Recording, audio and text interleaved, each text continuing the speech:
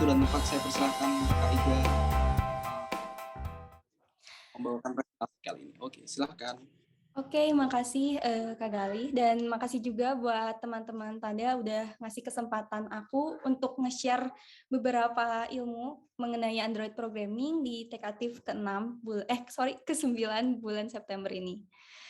Oke, semoga teman-teman yang sedang menonton webinar ini dalam keadaan sehat walafiat ya. Dan tentunya di suasana pandemik ini, alangkah baiknya kita menjaga kesehatan supaya tidak sakit lagi. Oke, untuk judul yang aku ambil, aku mau jelasin sedikit gimana caranya kita mempunyai math skills di Android Programming. Nah, sebelum itu, aku mau penjelasan sedikit nih mengenai diriku. Aku mau introduction. Jadi, perkenalkan, nama aku Iga Novianti Rohman. Bisa dipanggil Iga aja, tapi ingat ini Iga bukan Iga tulang ya. Terus aku adalah Android Engineer di Binar Academy, dan untuk keseharian aku saat ini sih kalau siang aku kerja, terus malam aku kuliah, jadi aku kerja sambil kuliah. Mungkin kita selanjutnya bisa bahas ke topik. Tapi sebelum bahas ke topik itu, aku mau jelasin sedikit mengenai perkembangan Android. Jadi Android itu kan operating system yang bersifat open source dan bisa istilahnya diinstal di semua manufaktur handphone. Misalkan di merek A, merek B, merek C, pasti ada device yang menggunakan sistem operasi Android. Nah, Android itu pertama keluar waktu tahun 2008, dan waktu itu nggak terlalu banyak device yang install Android. Masih cuman kehitung beberapa manufaktur doang, dan bahkan Android pun masih kalah hype-nya sama sistem operasi Symbian. Nah, Android itu pas pertama keluar namanya Android Astro, atau bisa disebut juga Android 1.0. Nah, dia itu menggunakan API level 1, dan Android pun akhirnya berkembang sampai sekarang tahun 2021 Android 12. Dan itu masih tahap beta sih, jadi belum bisa digunakan oleh user biasa. Tapi kalau untuk developer kita bisa akses untuk ngetes aplikasi kita. Nah, dari berbagai macam perkembangan Android, mungkin teman-teman pernah ngerasain nih bagi yang udah pakai Android kayak, Android banget orangnya. Misalkan dari Android Gingerbread, mungkin aku yakin beberapa orang di sini pasti udah pernah pakai HP Android Gingerbread yang waktu tahun 2012-an waktu itu. Dari situ berkembang cepat banget dan banyak banget perkembangan yang dibawa. Nah, perkembangan yang dibawanya itu kebanyakan dari sisi UI. UI di sini bisa dilihat oleh user biasa secara langsung, kayak contohnya ikonnya berbeda, warna, maupun tata letaknya banyak yang berbeda. Terus juga dari sisi privacy. Nah, privacy ini rasanya sama developer nih. Kayak contohnya waktu Android 5 ke bawah, kita tuh bisa ngeakses atau kita bisa tahu nomor HP yang diinstal di Android. Makanya zaman dulu WhatsApp itu harus pakai ibaratnya gimana ya? Kalau kita install WhatsApp itu nomornya harus kepasang gitu. Nah, kalau sekarang kita nggak bisa akses tuh nomor HP yang ada di handphone Android karena keterbatasan privacy tersebut. Terus juga ada beberapa fitur baru. Fitur barunya itu mungkin kayak fingerprint, terus juga ada NFC, tapi ini sih lebih ke device-nya masing-masing ya. Terus juga ada security enhancements, ini itu mungkin lebih ke kernelnya. Ini sih aku belum pernah nyentuh sih selama development untuk security ini. Terus dari sisi performance, ini Android itu makin kesini kerasnya makin smooth. Mungkin kalau misalkan teman-teman perhatikan, dulu tuh Android kayak, dikit-dikit nge-lag, dikit-dikit first class. Kalau sekarang dia tuh makin smooth, kayak hampir menyerupai saingannya yaitu iOS. Terus juga ada API improvement. API improvement ini lebih ke sisi kita, kalau dari sisi development sih lebih ke sisi cara mengakses beberapa fitur dari handphonenya atau misalkan dari fitur di Android-nya.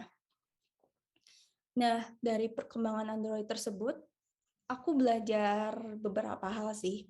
Jadi, waktu pertama aku ngoding sebagai Android developer, to be honest, aku nggak memperhatikan improvement itu. Kayak pikiranku waktu itu ya udah yang penting aplikasiku jalan, gak force close. Itu masih pemikiran aku tahun-tahun awal ngoding kayak gitu.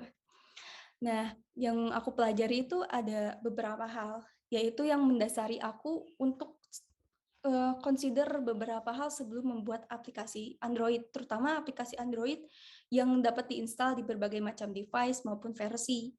Nah, ada beberapa hal nih yang harus diperhatikan. Pertama itu ada minimal SDK. Jadi mungkin bagi teman-teman yang belum tahu minimal SDK itu, jadi kayak minimalnya versi aplikasi bisa diinstal. Nah, kenapa sih minimal SDK ini penting untuk kita consider? Karena kita itu harus tahu user yang bakal install aplikasi kita itu dari range berapa sampai ke berapa. Dan hal ini tuh harus dikomunikasikan kalau misalkan ada tim marketing sama tim marketing, kalau misalkan ada tim desain mungkin sama tim desain. Jadi ya karena kan kita itu istilahnya kalau ngoding aplikasi Android itu ngejar installer ya. Kalau installernya sedikit kan buat apa? Jadi minimal SDK-nya kita harus jelas diconsider. Terus API changes atau perubahan API, kayak contohnya cara ngeakses kamera di Android versi 8 dan Android versi 6 itu kan agak berbeda. Atau misalkan cara ngakses lokasi di Android versi 9 dan Android versi 7 itu berbeda. Itu kita harus pikirkan kode kita mau seperti apa. Apakah kode kita bisa di-scale sampai ke API changes, misalkan API changes Android sekian kah? Apakah kode kita bisa fleksibel untuk sampai saat itu, sampai mungkin beberapa tahun ke depan, kita harus memikirkan itu. Terus yang paling utama ini screen size. Kalau screen size itu, jadi kayak ukuran layar device Android kan banyak banget ya. Kayak contohnya di mungkin merek A, ada yang Android-nya layarnya rata-rata 5 inci ke atas. Ada yang masih di 5 inci ke bawah. Kita harus perhatikan itu karena kan aplikasi Android itu harus responsif juga ya untuk tata letaknya.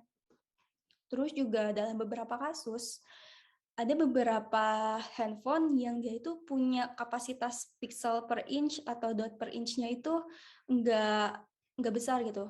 Karena mungkin keterbatasan dari hardware-nya juga, sehingga kalau misalkan kita menampilkan image yang besar, ibaratnya kayak pixel beberapa ribu pixel, bisa aja aplikasi kita itu mengalami crash karena memory leaks dari device tersebut. Terus juga ada behavior changes, ini tuh kayak cara penggunaan Android sih. Kadang kan ada Android tuh yang bisa di back-nya tuh di swipe, ada juga yang pakai button navigation. Kayak gitu. Terus memory optimization, ini tuh aku rasain ketika aku ngedevelop di handphone-handphone dengan ROM tertentu. Jadi ada beberapa device yang, ada beberapa ROM yang dia itu memory optimization-nya beda dengan Android core-nya sendiri. Kayak contohnya, misalkan di manufaktur A, ketika aku buka sebuah aplikasi, misalkan aplikasi aku dibuka, terus aku pindah buka aplikasi yang lain, itu kemungkinan aplikasi yang aku itu kan ada di background ya, dia itu bisa aja tiba-tiba di-destroy siklus hidupnya. Nanti aku bakal jelasin deh soal itu. Terus juga ada spesifik fitur, itu sih kayak mungkin aplikasi kita mau ada fingerprint-nya kah, atau mau bisa nge-scan NFC, dan sebagainya. Nah, itu adalah beberapa hal yang mulai sekarang aku selalu consider sih sebelum ngoding Android. Jadi nggak asal ngoding jalan, nggak aku mau ubah pemikiran itu karena itu benar-benar tidak sesuai dengan proses development Android. Nah, dari situ, itu ternyata yang mengalami problem seperti itu tuh nggak aku doang. Ada mungkin ratusan ribu developers Android yang mengalami itu. Nah, makanya pada tahun 2019, Google itu mengadakan Google I.O. atau kayak seminarnya Google deh untuk developers untuk mengintroduction beberapa hal yang bisa membantu kita development. Itu disebutnya MAD. Jadi MAD itu adalah singkatan dari Modern Android Development. Jadi MAD itu bukan berarti gila atau misalkan kita gila ngoding, enggak. Itu artinya Modern Android Development, di mana Android Development itu adalah membuat aplikasi untuk kayak cara-cara membuat aplikasi yang lebih efektif, lebih baik juga output-nya, dan kita tuh diberi saran untuk menggunakan bahasa pemrograman atau API, alat pengembangan, dan juga beberapa teknologi baru yang direkomendasikan oleh tim Google Android. Sebenarnya banyak banget hal mengenai modern Android development. Nah, untuk sekarang aku mau jelasin beberapa hal singkatnya aja.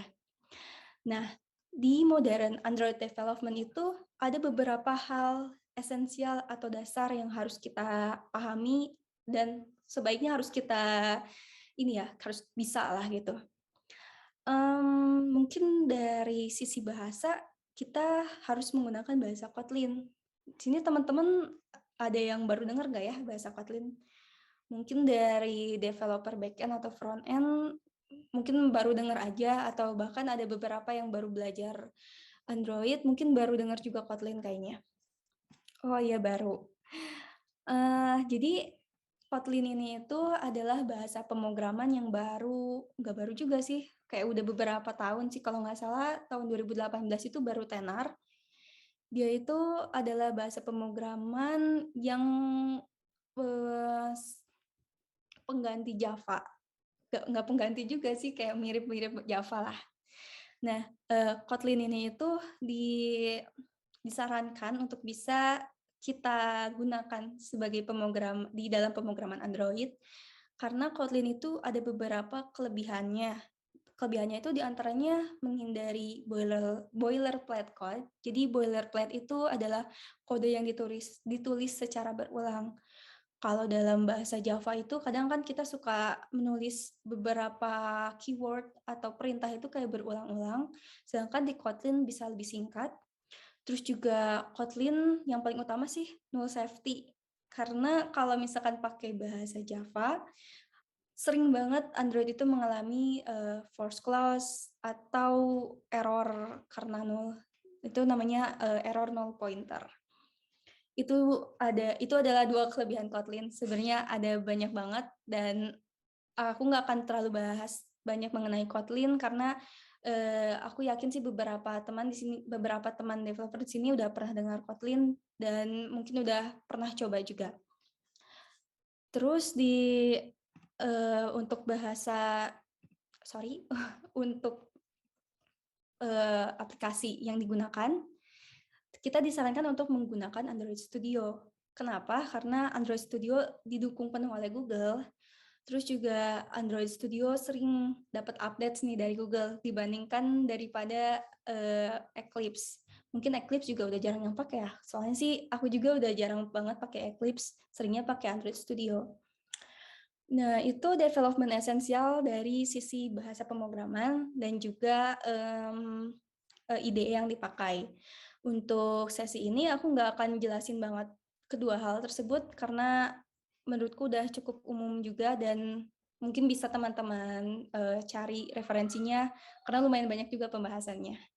Nah, untuk sekarang itu aku mau fokus membahas mengenai Android Jetpack dan Android App Bundle.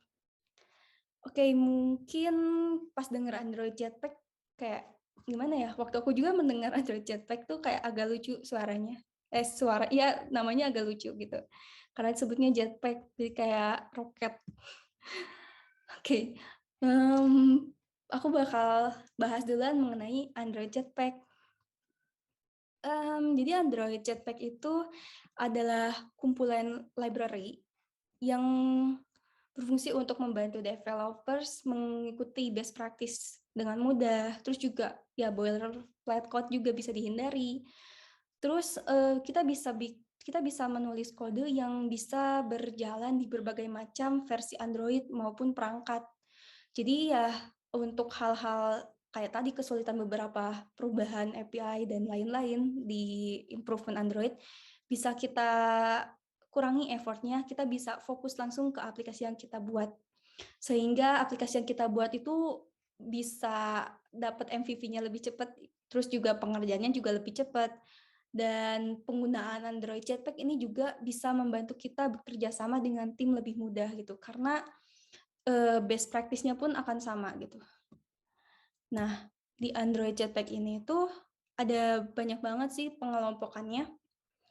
Untuk yang akan aku bahas di sini ada 3 utama, dan ini menurutku hal-hal yang paling dasar yang setidaknya harus kita bisa dalam modern Android development. Nah, untuk bahasan pertama, itu arsitektur komponen.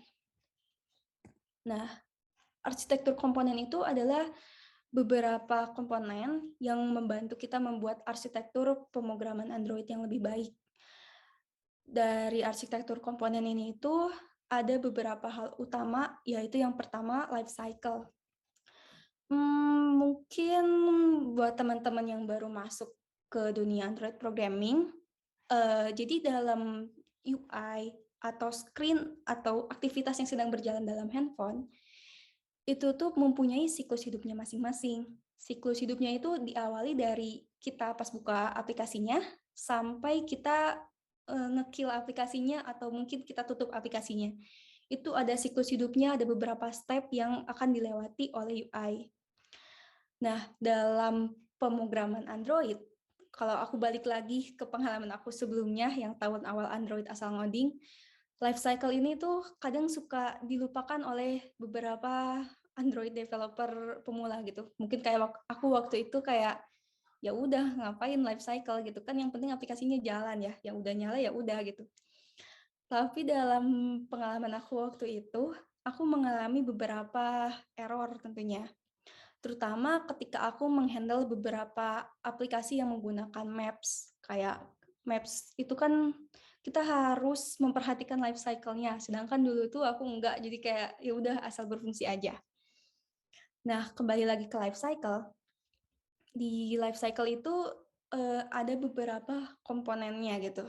Komponennya biasanya disebut life cycle aware component. Nah, itu ada ini kayak yang tadi life cycle class example-nya. Ini kayak contoh penggunaan untuk di aplikasi yang mempunyai fitur Maps atau mungkin harus akses location. Nah, untuk life cycle aware components itu salah satunya adalah view model. Mungkin bagi teman-teman udah pernah dengar kayak arsitektur model view presenter, model view controller, atau model view model. Di Android juga sama, ada arsitektur itu, dan kita diarahkan untuk menggunakan model view model. Dan komponennya itu adalah view model, di mana kelasnya itu didesain untuk bisa menyimpan dan memanage UI state atau data yang sangat aware terhadap life cycle-nya. Jadi life cycle itu siklus hidup si UI-nya. Contoh penggunaan view model itu kayak misalkan kita mau manggil data dari server nih. Itu kan sebisa mungkin kita nggak nembak UI buat ngolah datanya gitu. Jadi sebisa mungkin pemanggilan data yang bersifat asinkron atau di balik layar itu diolah oleh view model, sehingga UI itu hanya perlu mengobserve atau UI itu hanya perlu nungguin nih updatean dari view model apa.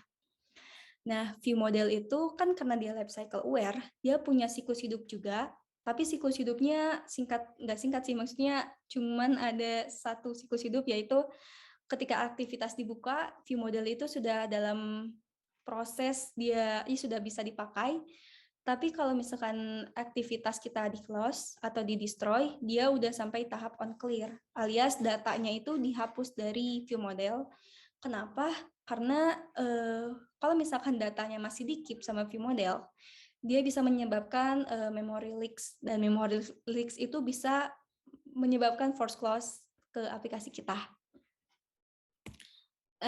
Terus di view model itu kita bisa mengkombinasikannya dengan life cycle observer-nya, yaitu live data.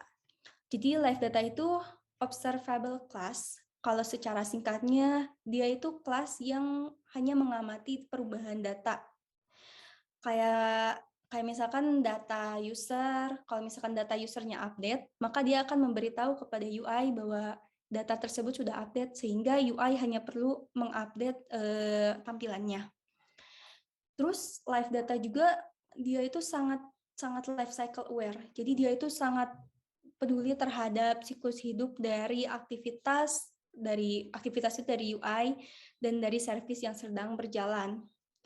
Karena kan gini ya, kadang kalau misalkan user ketika membuka aplikasi kita, yaitu mengharapkan setidaknya dari sisi user experience, mengharapkan ketika kita membuka misalkan dari halaman list, kita pindah ke halaman detail, terus kembali lagi ke halaman list, stat atau UI-nya atau data sebelumnya itu masih ada gitu. Dan itu bisa dihandle oleh view model dan live data. Kayak gitu. Terus mungkin untuk pembahasan life cycle dan life cycle aware components hanya 2 aja yang baru bisa aku jelaskan. Kalau misalkan teman-teman mau baca lebih soal itu, bisa baca di dokumentasi Android-nya. Nah, dalam pemrosesan data, kita juga bisa menyimpan data dalam local database. Kalau mungkin teman-teman pernah dengar MySQL atau SQLite atau mungkin MongoDB. Nah, kalau di Android ada namanya RoomDB. Sebenarnya RoomDB itu sama aja kayak SQLite, cuman dia itu lebih advance dalam sisi mapping datanya, terus dalam sisi pengolahan datanya. Karena kalau misalkan sebelumnya kan saya juga pernah pakai SQLite, dia itu pemrosesannya tuh kadang disimpan di UI. Jadi nembak langsung data di UI. Itu bisa menyebabkan force close di aplikasi kita, terus juga udah tentunya memory leaks dan juga jadi nge-lag aja gitu aplikasinya. Nah, makanya dari situ hadirlah RoomDB yang untuk memisahkan pemrosesannya itu. Jadi kayak RoomDB itu bisa dikombinasikan dengan view model, sehingga proses pemanggilan data dan sebagainya bisa dilakukan di belakang layar, dan UI hanya perlu nunggu datanya, yaitu datanya dari live data. Kayak gitu. Terus juga kelebihan RoomDB, dia itu kalau misalkan memang ada error dalam query kita, dia RoomDB akan memberikan notifikasi ketika proses building aplikasi, bukan setelah aplikasi berjalan gitu. Karena kadang kalau di SQLite secara query mungkin udah benar, tapi kadang ketika di run tiba-tiba force close kah atau nge-lag dan sebagainya. Terus dari segi arsitektur juga kita diarahkan untuk menggunakan modular Android app arsitektur. Jadi modular itu kayak pemisahan fungsi-fungsi dalam bentuk modul. Kayak contohnya dari contoh yang aku tampilkan di sini, misalkan modul utama kita adalah application, dan modul-modul lainnya yang membantu ada fitur, terus juga ada library, dan sebagainya. Nah, penggunaan modular Android App Architecture ini membantu banget dalam proses development, karena yang pertama, hal yang paling kerasa sama aku, itu ketika nge-build aplikasi kita lebih cepat, karena kan kalau building itu dia sebenarnya ngecek semua kode yang berubah gitu. Kalau misalkan sudah di modul, maka dia akan fokus ke modul yang memang berubah aja gitu. Jadi modul yang lainnya nggak akan di-rebuild ulang. Terus juga penggunaan modul juga membuat kode Android kita itu lebih independen. Jadi kayak kalau misalkan ada error di modul A, dia itu nggak akan nge-trigger modul B untuk error juga. Kayak gitu. Mungkin untuk pembahasan lebih lanjutnya, teman-teman bisa search mengenai modular Android App Architecture. Aku sarankan di GitHub dan di GitLab, karena banyak banget research mengenai aplikasi kosongannya itu untuk belajar. Nah, dari sisi arsitektur, hanya 4 saja yang aku jelaskan, dan aku rasa keempat hal tersebut kalau misalkan diimplementasi juga udah aplikasi kita udah better gitu daripada sebelumnya. Nah, terus untuk kelompok selanjutnya itu ada user interface. Nah, dari user interface ini ada beberapa komponen yang aku udah pernah pakai. Salah satunya itu navigation komponen. Biasanya kalau kita mau pindah-pindah UI atau screen di Android itu menggunakan activity. Jadi kayak misalkan nge-intent atau memulai aktivitas baru. Nah, kalau pakai navigation komponen, kita itu hanya perlu routing ke fragmen-fragmen. Kayak misalkan dari fragmen A ke fragmen B, dan juga navigation ini memudahkan dari proses deep link atau proses mengirim data itu lebih mudah.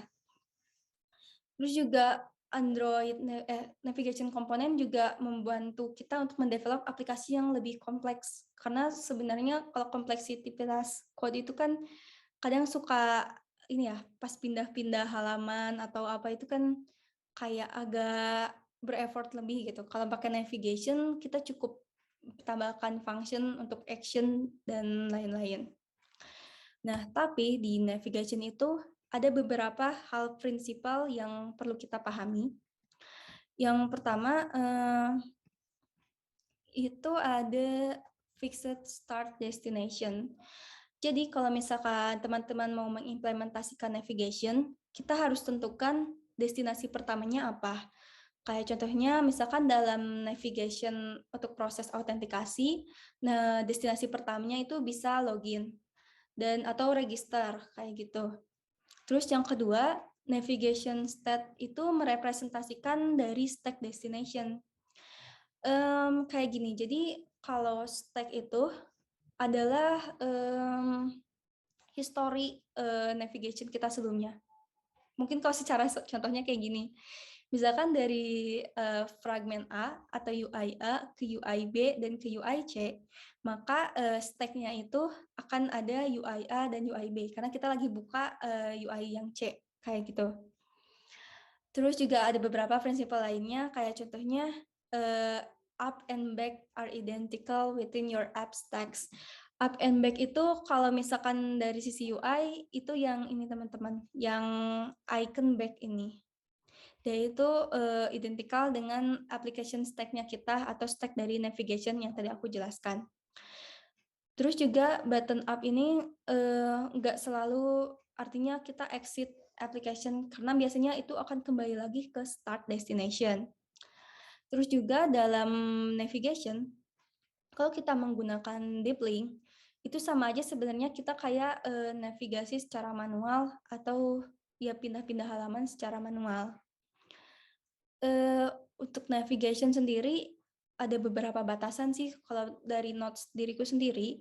Bagi teman-teman yang mau mengimplementasikan navigation, sebisa mungkin kita harus menentukan arsitektur aplikasinya dengan benar. Kenapa? Karena dalam beberapa kasus, navigation ini tuh belum bisa menghandle state UI-nya. Kecuali mungkin di versi yang akan datang, itu katanya bakal dihandle, tapi sampai sekarang belum rilis. Terus juga navigation itu agak sulit diimplementasikan di modular application, di modular arsitektur, karena masih perlu beberapa kelas bantuan kayak mungkin router dan sebagainya. Jadi kita nggak bisa secara mentah-mentah untuk nge-intent mungkin ibaratnya atau pindah halaman. Itu mungkin notes dari aku perihal navigation ini. Terus ke next selanjutnya mengenai pagination di Android. Nah,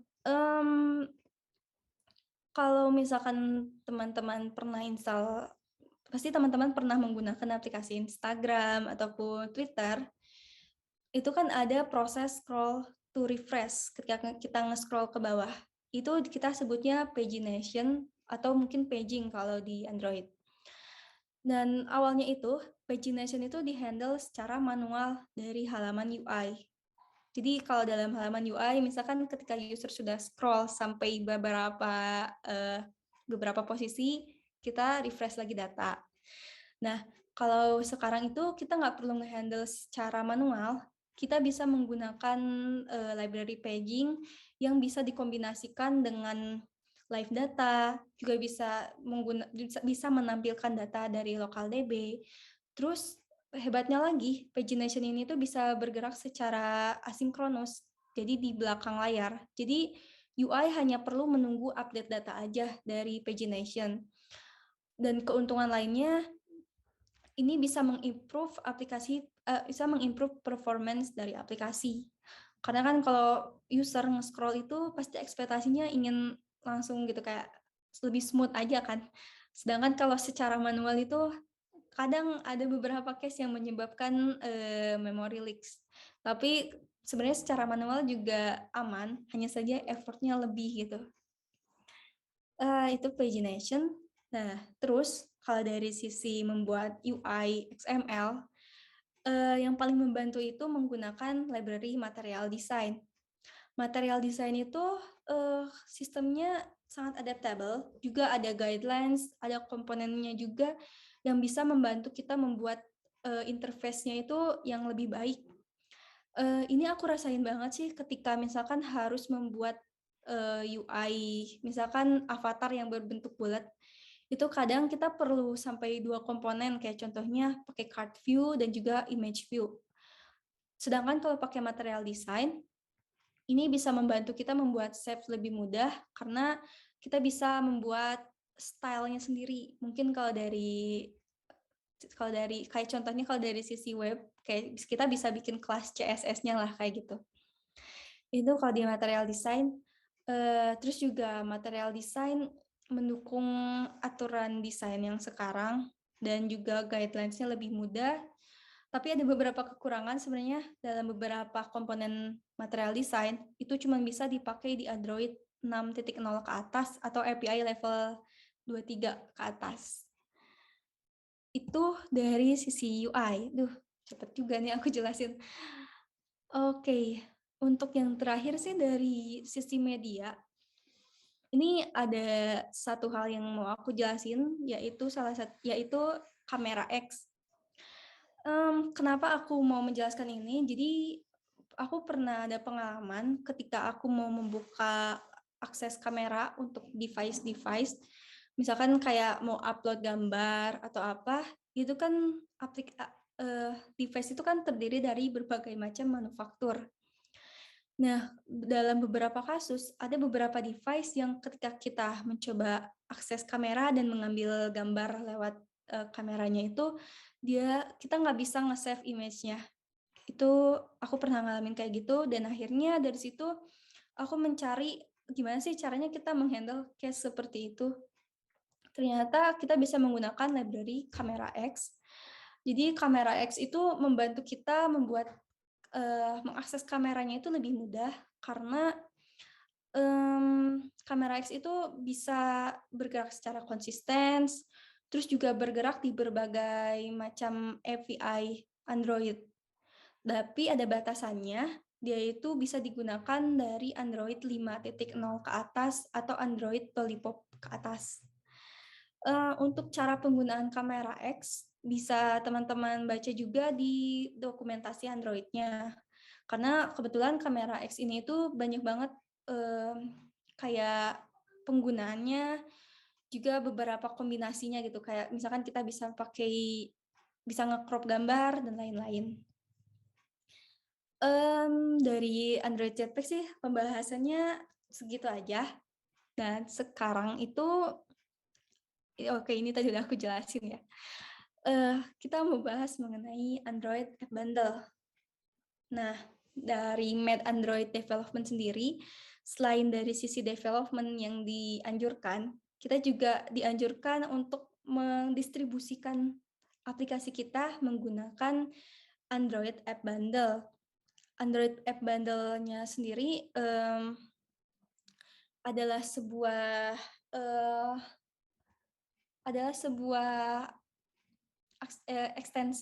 bukan ekstensi sih. Jadi kayak Android kan biasanya kalau kita share aplikasi Android itu menggunakan domain APK atau tipenya itu APK. Sedangkan kalau Android App Bundle itu bisa membantu kita mendistribusikan aplikasi kita lebih mudah. Kenapa lebih mudah? Jadi biasanya kalau misalkan kita mendistribusikan aplikasi yang kita buat menggunakan APK, itu tuh ketika kita upload ke Play Store, itu benar-benar di-download oleh user sebesar itu. Kayak contohnya, kita mengupload aplikasi kita sebesar 55 MB, dan ketika user mendownload atau mengupdate itu benar-benar 55 MB-nya juga ke-download. Dan kadang kan ada beberapa konfigurasi untuk beberapa versi Android, itu benar-benar ke-download semuanya. Dan itu somehow bisa menyebabkan user males install aplikasi kita. Kayak contohnya kan, kita kalau install aplikasi terus size-nya besar dan ternyata nggak pas nih sama space device kita. Biasanya kan kalau dari si user kayak, "Udah ah males gak akan download." Dan itu tuh kita harus hindari, karena kan yang kita kejar adalah downloaders. Kita bisa menggunakan Android App Bundle untuk distribusinya. Nah, Android App Bundle itu dia hanya akan membuat user itu download apa yang mereka butuhkan. Kayak contohnya konfigurasi untuk device, misalkan device Android 9 ke atas, sedangkan yang download itu Android 8 aja, dia itu nggak usah download konfigurasi Android yang lain gitu, cukup untuk device dia aja. Dan ini juga berguna banget sih, kayak contohnya kalau misalkan teman-teman tahu Android aplikasi Instagram, aplikasi Twitter, itu sebenarnya mereka punya, banyak banget APK untuk diinstal di masing-masing device Android. Makanya kalau misalkan teman-teman rasakan ketika kita ngeinstal aplikasi Android di misalkan versi Android-nya 6 ke bawah, akan berbeda isiannya atau fitur-fiturnya dengan Android 10 ke atas. Karena, dari sisi development-nya sendiri udah dipisahin. Nah, sejak ada Android App Bundle, developer itu hanya perlu ngedevelop satu aja, hanya perlu ngegenerate satu aplikasi, maka Android App Bundle akan memisahkan resource-nya sesuai dengan kebutuhan device-nya. Itu singkatnya dari Android App Bundle. Nah, dan pembahasan mengenai Android Jetpack dan Android App Bundle udah selesai. Sekarang aku mau share mengenai best practice-nya nih bagi teman-teman yang mau mulai ngoding Android atau mungkin yang ingin mengimprove code-nya. Ada best practice-nya yang pertama, kita harus menghindari aktivitas atau halaman UI sebagai source dari data kita. Kenapa? Karena sudah sebaiknya view atau UI itu hanya ngehandle UI konfigurasinya aja gitu. Jadi kayak alur data atau mungkin prosesnya itu intinya ya UI nggak perlu tahu. Itu lebih baik dihandle oleh view model. Terus yang kedua, buatlah batasan responsibel antara berbagai macam modul di aplikasi kalian, di project kalian. Kayak contohnya misalkan dalam MVVM itu kan udah dipisahin ya. Model itu khusus nge-handle data, view model untuk proses logika atau mungkin proses pengolahan data. Terus juga view hanya untuk menghandle proses UI atau tampilan aja. Terus yang ketiga, expose a little as possible from each module. Ini tuh singkatnya kita jangan sampai menampilkan terlalu banyak hak akses ke modul. Sorry, kayak contohnya misalkan dalam view model, view hanya perlu tahu data yang perlu dia observe gitu. Dia nggak perlu tahu konteks dari view modelnya apa. Terus yang lain-lain ada consider untuk membuat modul testable. Jadi kita sebisa mungkin membuat modul atau code kita bisa dites dengan mudah. Terus juga yang kelima, karena kita sudah menggunakan beberapa library Jetpack tadi, kita bisa fokus aja nih ke hal yang paling mendasar dari aplikasi kita supaya aplikasi kita lebih banyak dipakai dan intinya lebih fokus ke fungsinya. Terus yang keenam, tampilkan data yang memang fresh. Maksudnya jangan sampai data yang ibaratnya udah lama itu masih tampil karena akan mengakibatkan user itu ambigu terhadap user sih, karena kan data seharusnya update tapi ini enggak. Dan juga pastikan source data itu ada di satu single source of truth gitu. Itu best practice-nya. Segitu aja penjelasan aku mengenai Android. Sorry kalau misalkan kecepatan atau ada yang kurang jelas. Mungkin bagi teman-teman sekarang bisa coba ditanyakan, mungkin Kak Galih bisa ke sesi tanya jawab. Iya, bener banget. Makasih banyak Kayaknya bagus banget materinya. Ya ini kalau dilihat dari Slido, pertanyaan cukup banyak ya yang masuk. Ada berapa nih? Ada 10 pertanyaan kan. Langsung aja ya. Pertanyaan pertama, cara dari Anonymous, cara install .aab di device gimana ya, Kak?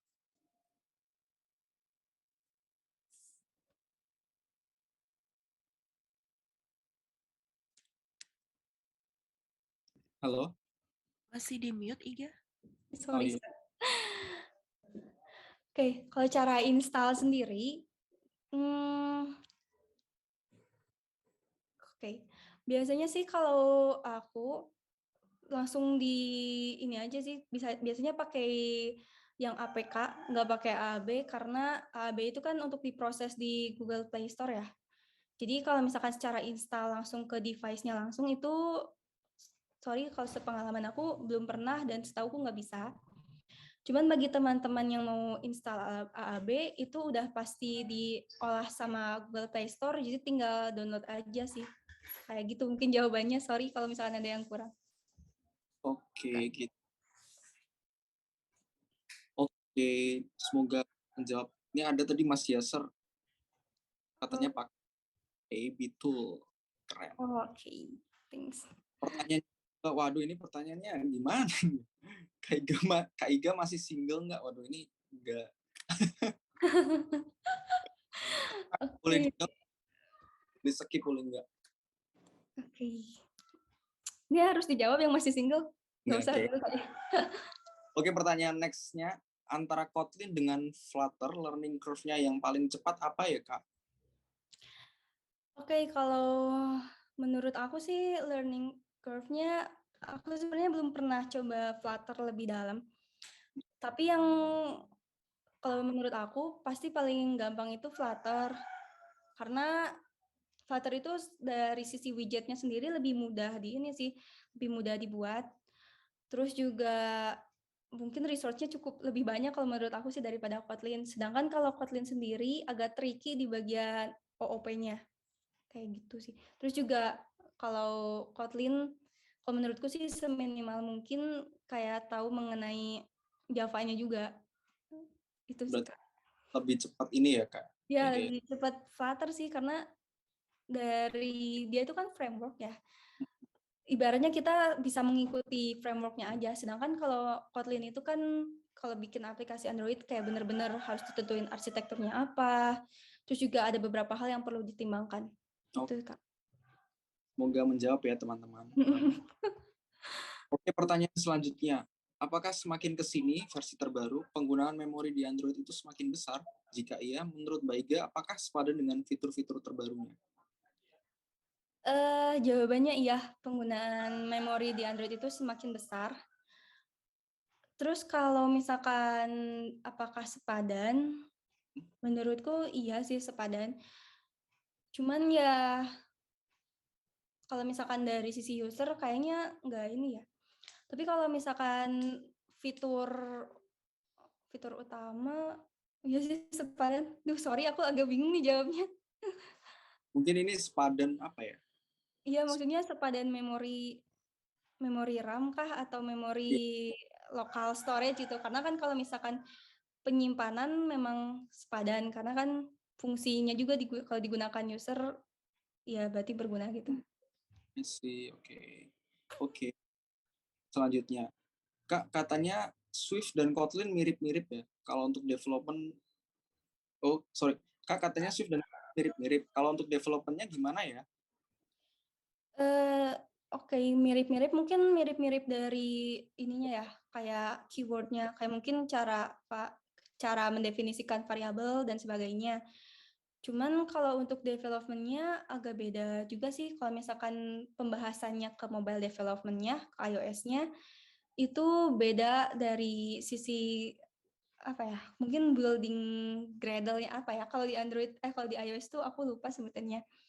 Cuman kalau dalam sisi ngoding itu kurang lebih sama. Cuman beda di karakteristik kayak mungkin for loop-nya atau if-nya atau beberapa batasan dalam kelas variabelnya. Itu. Oke, semoga menjawab. Next question-nya adalah bedanya activity dan fragment itu apa ya, Kak? Oke. Bedanya activity dan fragment itu sebenarnya sama aja ya. Kalau misalkan secara kasarnya dia sama-sama UI, tapi perbedaannya itu dalam siklus hidupnya. Jadi kalau misalkan aktivitas sendiri sebenarnya lebih tinggi kalau secara siklus hidupnya daripada fragment. Karena fragment itu ada beberapa step kayak contohnya on destroy view, terus juga mungkin ada beberapa kekurangan juga dari sisi pengolahan UI state-nya. Itu mungkin semoga menjawab ya. Iya. Oh gitu ya, oke. Ada lagi pertanyaannya. Banyak banget ini pertanyaannya. Teman-teman sangat antusias sekali nih kayaknya materi ini. Oke, Iya. pertanyaan. Apakah ada konfigurasi khusus untuk upload Play Store jika menggunakan fitur geolocation? Karena pernah develop, pas upload selalu ditolak karena pakai geolocation. Oh, jadi ada nggak sih konfigurasi khusus di waktu upload Play Store itu, Kak, kalau pakai geolocation? Oke. Ini II dia. Oke. Sorry mungkin untuk Mas atau Mbak, aku sebelumnya belum pernah mengalami hal ini dan juga belum ada informasi ke sana. Jadi karena keterbatasan ilmuku juga, sorry untuk pertanyaan ini aku nggak bisa jawab. Tapi thanks aku jadi terpikirkan mungkin nanti aku bakal search itu. Sorry ya Mas atau Mbak Iu. Keren. Nggak apa-apa, Mbak. Iya. Mau masih belajar. Oke, next question. Apa yang membuat Kak Iga termotivasi jadi programmer, terutama Android Dev? Oke, tadi waktu introduction aku udah sebutkan, aku bakal ceritain lagi ya. Kenapa jadi Android Dev? Karena sejujurnya waktu kecil tuh benar-benar antusias sama yang namanya HP. Aku pernah beberapa kali bikin HP saudaraku sampai masuk ke tukang servis karena kayak nyoba-nyoba pengaturannya, terus juga sempat kayak ngubah ROM dari Android device. Kayak misalkan mungkin merek A, aku install ROM dari merek B. Terus juga kenapa jadi program? Terus juga selain itu tertarik dari sisi mobile-nya aja sih. Kayak kayak ya lebih keren aja gitu. Kita membuat aplikasi yang bisa digunakan dimanapun dan kapanpun. Itu mungkin jawabannya. Keren. Semoga yang tanya ini juga termotivasi juga sama kayak Kak Iga. Oke, next question. Kak, tahu Apps Genius kan? Oh, yang Apa? Bang, Kak tahu? Oh, Oh, bentar. Ini kayaknya nggak usah. Ini Kak, anak baru di link aja ya. aduh ini kayaknya ada orang link aja. Oke, di skip ya. Next, Kak tahu Apps Genius kan? Yang Bang itu berat banget. Kenapa ya, Kak? Kira-kira tahu nggak? Em, kalau misalkan yang aku lihat sih kayaknya aplikasi Genius itu pakai React Native ya. Dan to be honest kalau misalkan React Native sendiri aku kurang tahu. Cuman kalau misalkan dari sisi development secara universal di mobile, yang aku lihat itu mungkin karena mereka tidak mengolah datanya dengan benar. Kayak mungkin proses datanya itu nggak full asinkronus. Jadi bakal bikin UI-nya itu jadi lemot. Itu sih jawabannya ya. Oh, banyak juga nih yang nanya. Iya, banyak juga ya. Oke, next. Kalau belum pernah ngoding, belajar Android langsung bisa nggak, Kak? Ada referensi situs atau study case yang recommended? Oke, kalau belum pernah ngoding bisa sih seharusnya karena tapi seminimal mungkin udah bisa bahasanya antara itu bahasa Java ataupun Kotlin. Terus mungkin untuk referensi situs, biasanya sih aku baca artikel di Medium atau mungkin teman-teman bisa buka website Pro Android Dev atau Ray Wenderlich. Ini sorry Ray Wenderlich kalau nggak salah penulisannya. Eh itu sih situs Medium. Terus satu lagi mungkin kalau misalkan teman-teman mau ikutan course bisa juga daftar di beberapa course kayak mungkin sorry sebut merek di coding atau mungkin beberapa course lainnya itu sih. Oke. Oke, semoga langsung ya habis ini langsung habis tech active ini belajar gitu. Oke, next-nya Kak belajar OOP dulu atau langsung ke Android? Tentunya OOP dulu sih. Soalnya kan Android itu menggunakan beberapa bahasa yang object oriented programming kayak misalkan Java atau Kotlin, dan juga beberapa implementasi di Android itu benar-benar erat kaitannya dengan OOP, jadi pastinya harus belajar OOP dulu. Oke. Berarti langsung belajar OOP dulu ya, karena Java itu ya. Oke, nextnya, apakah semakin besar memori RAM di Android semakin memudahkan development? Kalau menurut development, seharusnya mungkin pertanyaannya apakah semakin memudahkan menggunakan aplikasi kali ya? Iya sih, karena kan yang pertama lebih lancar juga untuk proses development yang ngetesnya, terus buat runningnya juga lebih cepat. Oke, sebelum lanjut ke pertanyaan lagi, ini ada sesi 2 nggak, Kak? Kak Iga mau present atau apa gitu? Oke, kayaknya nggak akan ada sesi 2 sih, soalnya kan Android itu cukup lama juga ya proses buildingnya, takutnya makan waktu banget sih. Paling aku mau share studi case singkat aja sih. Oke, jadi studi case, langsung nanti lanjut pertanyaan. Oke. Ini langsung aja? Iya, langsung aja. Oke. Sorry, mungkin secara PPT aku nggak nyiapin ya. Tapi bagi teman-teman mungkin aku pernah bikin studi case mengenai aplikasi Instagram. Jadi kan aplikasi Instagram itu terdiri dari 5 apa 4 tab ya. Kalau nggak salah dari beberapa tab.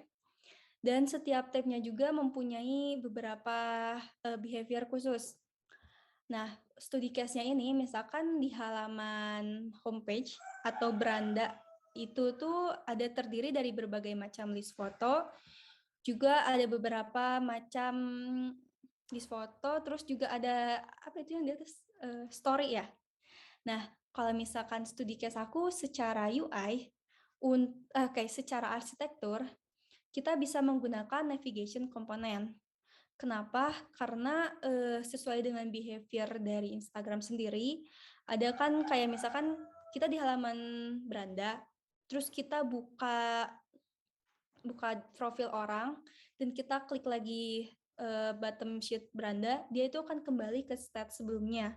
Itu kita bisa menggunakan navigation komponen, tapi harus ada improve dari sisi saving state-nya menggunakan fragment manager. Terus kalau dari sisi UI bisa pakai XML biasa, dan itu pun menggunakan recycler view seperti biasa gitu. Terus untuk dari sisi arsitektur,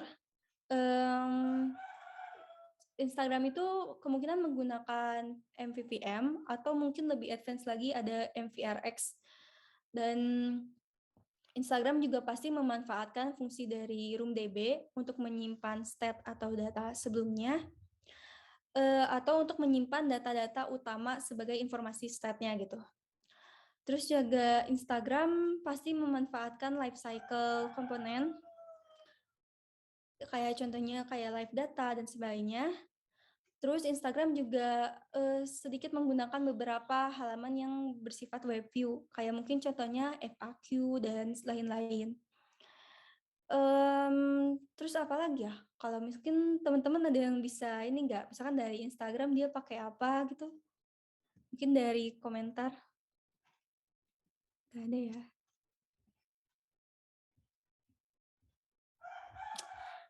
Oke. Oke, jadi kalau misalkan Instagram juga, kalau misalkan dari Android, pasti pakai kamera X. Karena kan, apalagi kalau kita mau bikin story, itu ada beberapa, apa ya, untuk biar si hasil gambar yang dihasilkan itu lebih jernih dan sama gitu dari semua device, menurutku dia pasti pakai kamera X. Atau mungkin mereka membuat SDK khusus mereka sendiri untuk bagian story. Kayaknya segitu aja deh Kak studi case-nya. Oke, enggak. Iya ya, singkat Iya, banget. Sorry banget. soalnya waktunya nggak cukup juga ya kalau misalnya Ya. buat itu. Iya, soalnya kalau misalkan ngoding Android itu kan agak lumayan berat juga. Benar-benar. Oke, kita lanjutin ini aja deh, sesi pertanyaan. Tinggal berapa sih? Tinggal dikit lagi. Oh iya. Ini ada pertanyaan lumayan bagus nih. Perubahan dari XML menuju Jetpack Compose, apakah akan memberikan dampak yang sangat besar terhadap alur coding? Menurutku iya, akan membawa perubahan besar karena kan Jetpack Compose itu lebih mudah juga, nggak lebih mudah sih, kayak gimana ya? Menurutku lebih singkat juga dalam proses pembuatan XML-nya. Terus juga kan kalau kita menggunakan XML, kalau misalnya boleh jujur, dalam beberapa device atau perangkat development, kadang suka nge-lag dalam proses building UI-nya. Dan kalau Iya. sedangkan kalau pakai Jetpack Compose akan terasa lebih smooth. Itu yang aku rasakan di device aku sih. Jadi kalau menurutku untuk jawaban ini iya. Oke, iya. Oke, next-nya, apakah setiap ada update versi selalu ada perubahan cara coding? Lalu bagaimana nasib kode versi yang lama? Apakah lebih baik dibuat untuk project baru? Oke. Update versinya itu maksudnya update versi Android kali ya. Kalau ini sih pasti ada perubahan cara codingnya itu mungkin ya lebih nge-improve-nya aja. Terus nasib kode yang versi lama nggak usah dibikin project baru. Kayak kita bisa bikin ya pakai project yang sama aja gitu. Nggak usah pakai project baru. Refactor gitu ya? Iya, refactor aja. Oke, lanjut. Boleh tahu emulator yang Kak Iga pakai saat development nggak? Apakah bawaan SDK atau custom? Lalu ada rekomendasi emulator yang ringan saat development Android?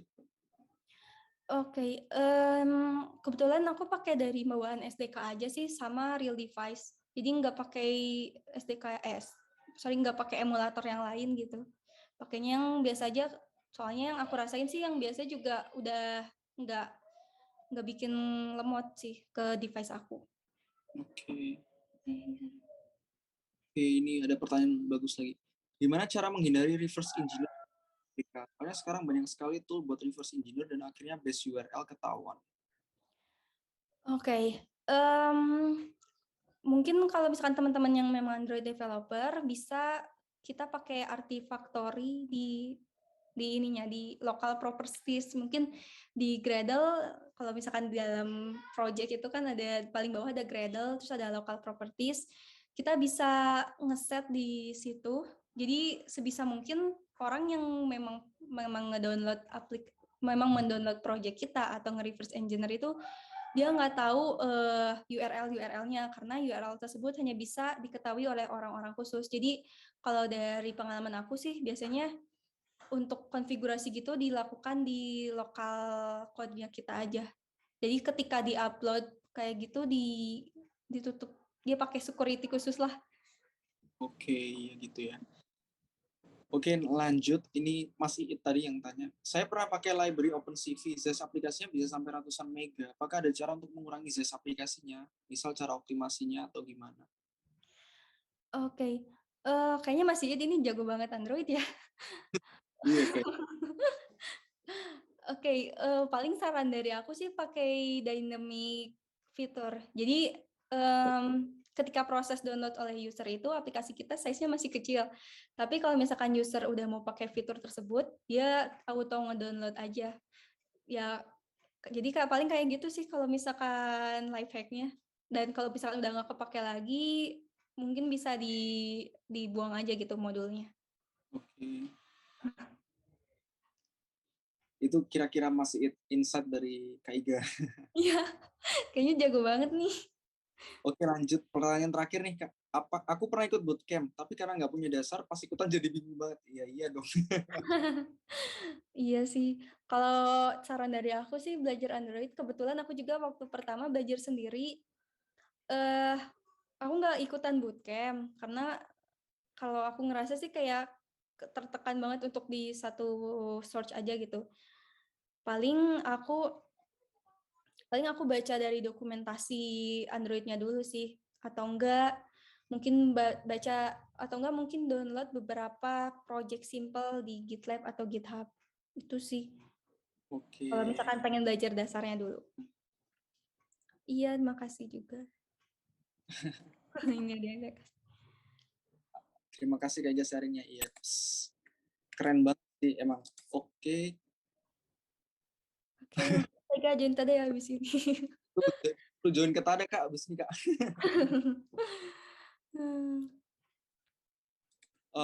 Oke, teman-teman. Kira-kira ada pertanyaan lagi nggak? Ya, langsung aja masukin ke Slido-nya.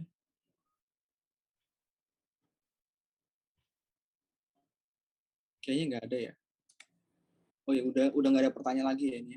Oke, Iya. terima kasih Aiga, sangat keren sekali sharing-sharingnya di Detektif kali ini. Oke. Sangat insightful, waduh penuh ilmu banget ya. Sampai apa tadi even orang Filipina tahu acara kita kali ini gitu. Wah, keren. Oke, aku kira memang dari Tada juga. Oh, iya, jadi kita nge-share gitu sih. Jadi sebelum menutup acara detektif kali ini, diharapkan teman-teman yang hadir di sini mengisi survei ya. Isi di sini ya, guys. Oke, jadi gitu aja. Oh ya, nggak lupa saya ngingetin Tada sekarang lagi buka hiring. Kita lagi hiring engineer yang cukup banyak. Bila teman-teman berminat atau ingin nyobain gitu kayak gimana sih Tada itu dan sebagainya, kita develop produk bareng-bareng, langsung aja ke web Tada di ustada.com atau langsung ke Tekinasia buat lainnya gitu. Itu aja detektif ke-9 yang kali ini. Semoga kita semua dapat ilmu yang kita pengenin. Kita jadi programmer Android yang benar-benar penuh skill kalau kata Kak Iga. Ya. Makasih banyak Kak Iga. Oke, aku juga mau bilang makasih ya buat teman-teman yang udah nonton. Juga mungkin makasih buat teman-teman yang tadi udah nanya. Selain aku bisa share pengetahuan aku juga dapat banyak banget insight baru dari teman-teman. Ada beberapa hal yang akan aku baca nanti dan thanks semuanya ya. Sama-sama ya. Oke, Sama-sama. Terima kasih guys. Thank you for thank you. attending this event. Thank you. See you on the next Detective. Bye-bye guys.